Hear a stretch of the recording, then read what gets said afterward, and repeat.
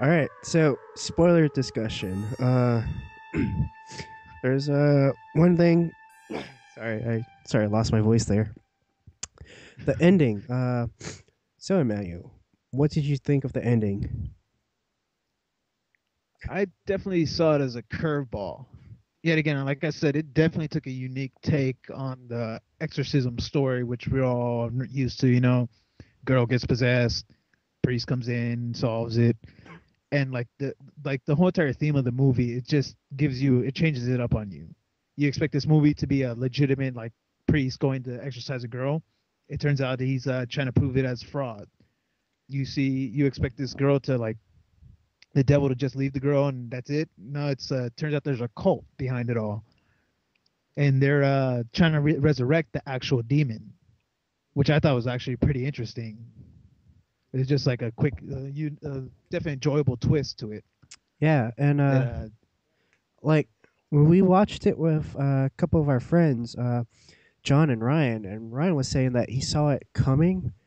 And to tell you the truth, I didn't really see that coming. The Yeah, brother me being either. in the satanic cult and stuff, and but I was listening to his Jeff Loeb interview, and they asked him about the Red Hulk because he left like hints of who the Red Hulk is, and he says a good storyteller Uh-huh.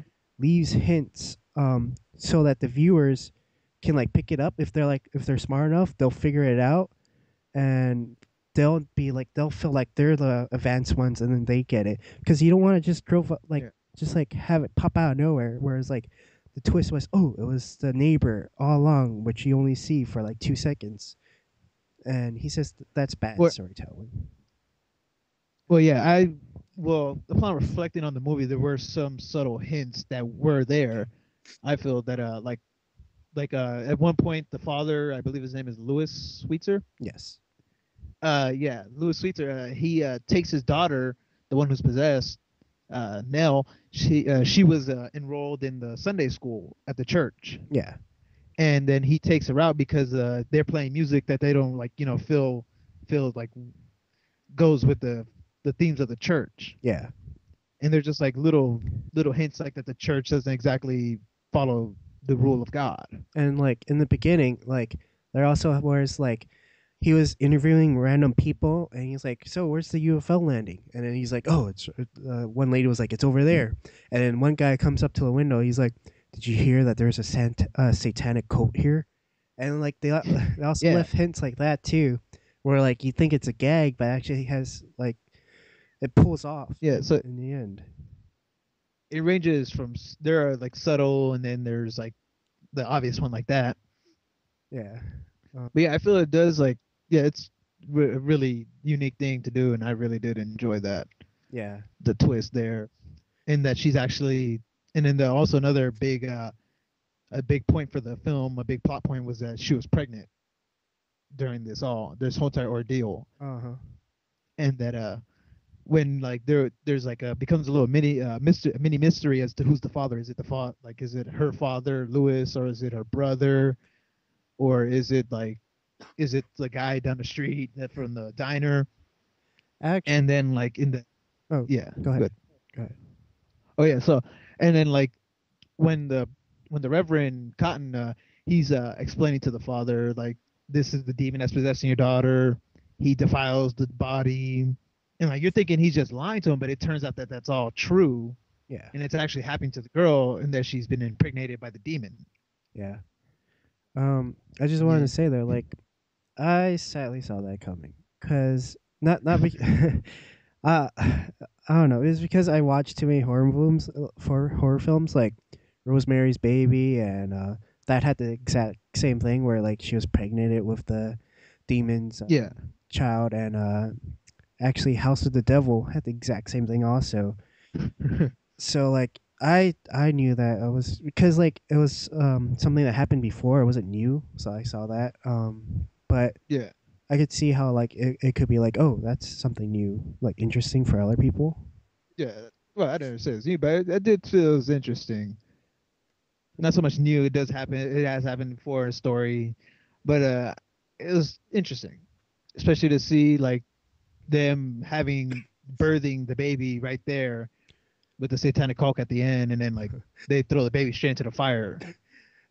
To tell you the truth, when I saw that baby, it actually reminded me of because I saw it not too long ago, Hellboy 2, when remember the the green bean that he Yeah, holds and starts bouncing into the water and turns into a tree. yeah, It just reminded me of that because like it looked same texture except it was red.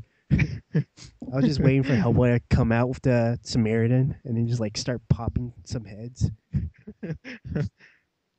That's gonna be the sequel. Dude, that would have been so awesome.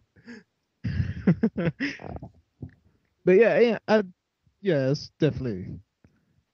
And I want to actually reach back to what you said about the Reverend, about his character, about how he was definitely not what he seemed to be. Uh huh. You were saying how at the beginning, like he shows himself, he's like a generic minister from a movie that just preaches at people, Uh huh. and then a little bit later he goes to the camera. Well, people, it depends on how you deliver it.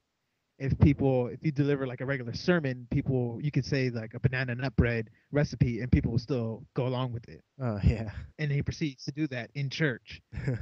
So you see that he's not exactly believing what he says. He's not exactly part like believing in the faith. Yeah. Yeah. Since he was, and it turns out he was a reverend, like he's been a reverend since he was a boy, and that he was used as a gimmick to get people to go to his church. So he like began to doubt his own faith, Yeah. Oh, and then like to yeah. So I just feel that's a pretty unique character right there, as far as priests go. yeah. Uh, wasn't that similar though in The Exorcist? Well, no, it's I'm pretty sure it's different, as in just like different subtleties. Like, damn it, trying to remember that is. I mean, Well, it wasn't similar to The Exorcist. I don't know. well, yeah, but to the extent where he's like sarcastic and telling Yeah, jokes and yeah, willing he's trying to more prove that, goofy. Yeah, yeah, he's like he he's trying to became more prove, of like a what was it, televangelist or something like that? yeah, like Like those he's guys you the see kind on of the guys. television where he's like he hits Yeah, people and they're like, "Oh, I'm healed" and stuff like that. and he says, he even makes a reference to that at one point in the movie where he said jokes that he wished he had one of those kind of chapels where the TV is happening, the Yeah, telechapel, whatever. yeah, So he's definitely a unique character in terms of that. yeah, It's not like he's even though he's losing his faith, he's not taking it all seriously, and he's still trying to have fun. yeah, yeah. Okay, yeah, I get you. Yeah, And I also like the point that I thought it was just gonna be like following the preacher's last exorcism, but it turns out he's trying to prove that it's a fraud. yeah. Which, I actually like which that too. that, yeah, like how he's like goes and says, and then like the plot point that children are dying, so so he wants to prove that this is fake, so people can stop killing, so the children can stop dying, Yeah, and it's usually a mental disease. and But yeah, like, so yeah. I think it really leads up to a question I wanted to ask. Do you feel that this movie is unique? Oh, hmm. It's a good question. Tell you the truth, I'm gonna have to say no. Not, I didn't really think like it's unique and new and refreshing. I just thought it was. I don't know what's the word I'm looking for. It's something different, but it's still similar. You know. Yeah. Yeah. It, yeah. I guess that's the best way I can explain it, but that's how I felt towards it. Yeah, that's actually how I felt too. Like it, it could have been unique though. Like the story is definitely something new, even though it's like covers a subject that we're all used to. It's been treaded over before. It still managed to pull out a different twist to it. Yeah. It has a different flavor to it, but then again, the documentary style that's been used before. And actually, I first seen, I noticed it reminds me a lot of Modern Family's way of filming. Not the shield. So yeah, well, see the different. I would have said The Shield originally, but then in case you don't know, Shield's a favorite show of ours. But then they have the scenes where he's talking straight to camera, like in an interview style, Yeah. and like he just reminded me of the father from Modern Family for a quick moment. It's one of the first things that popped into my head.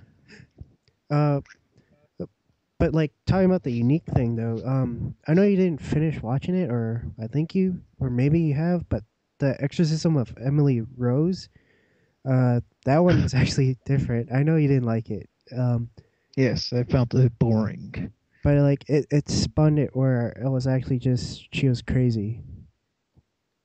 Uh, Yeah, actually, I noticed that was where this movie went at one point. It made you think, was she just crazy all along in this traumatic event that happened to her? yeah, And did she live? Yeah, but then it turns out no. yeah, So no, it's really a twist on top of a twist. yeah. I thought that was pretty clever too, actually. Yeah, there are definitely a lot of callbacks to the exorcisms to come before it.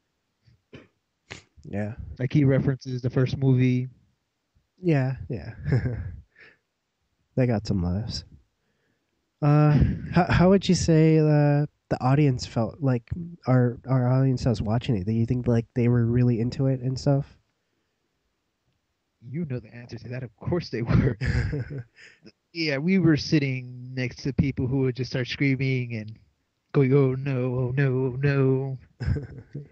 So they see a scene and they're just like, "Oh, oh my god, oh my god!" But yeah, I think the audience reaction was definitely they really liked it. You could hear like if somebody were talking or laughing, they'll shush them because Yeah, they wanted to pay attention to the movie. that happened a lot. Yeah, and yeah, I think they did like it. Okay. Like I said, I think this could be another. Like again, I had low expectations for it when I first seen the trailer. I'm gonna be honest. I didn't think it was gonna be that good. It definitely destroyed those expectations for me. It was way better than I thought it was gonna be. So yeah, it surprised me. I guess I could say. Cool. Is there anything else you want to talk about? I think we've covered it all. All right. Um, so I guess that's it for this review of the Last Exorcism. We're going to post the Scott Pilgrim and Expendables episode soon, so check Yes. that out. Yes. Um, otherwise, Here's what's up? here's Marco.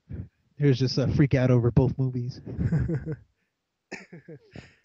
Anyways, so yeah, that'll be it. I'm your host, Alex Ortega. With me is I, Manuel I'm Morales. Emmanuel Morales. Yep, Exactly. exactly. And I say okay, you can say your name. Emmanuel Morales. I feel better now. Really, Yes. I'm glad. Can you tell?